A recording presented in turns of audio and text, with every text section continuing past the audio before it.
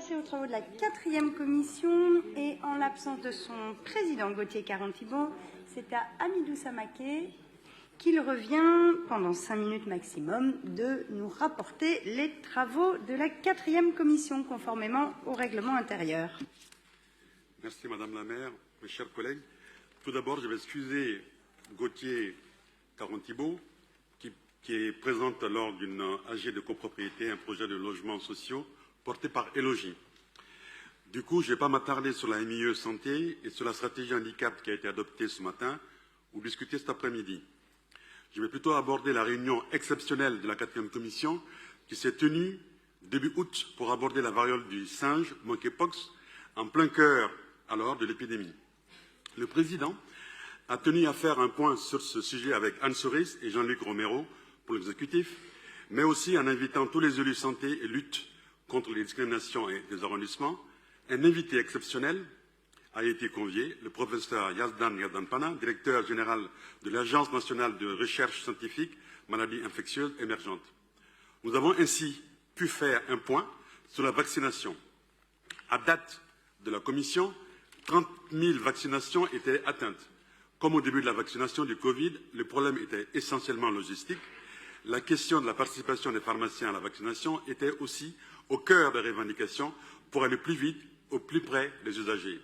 Une expérimentation avec 2 pharmacies volontaires venait d'être déployée sur Paris, mais l'ensemble des commissaires ont souligné l'importance de traiter définitivement ce sujet, car il est revenu avec le Covid, mais revient à chaque fois, à chaque problème sanitaire.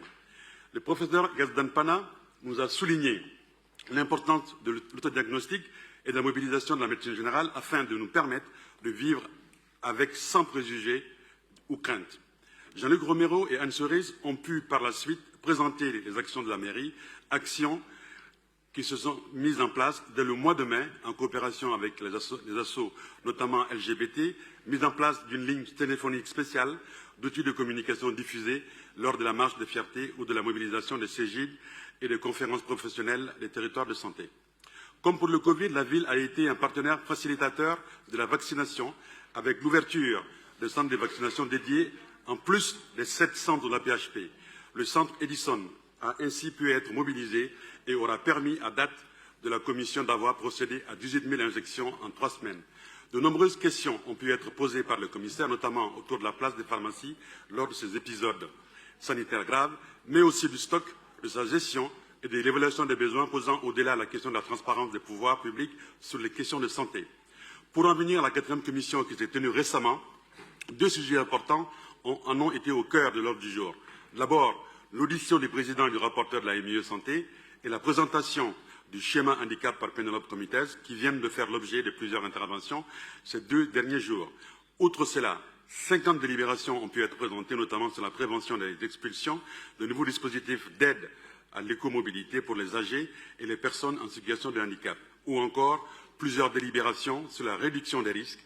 12 vœux ont également été déposés, dont notamment celui d'ores et déjà adopté en soutien aux femmes iraniennes. Je vous remercie. Merci beaucoup.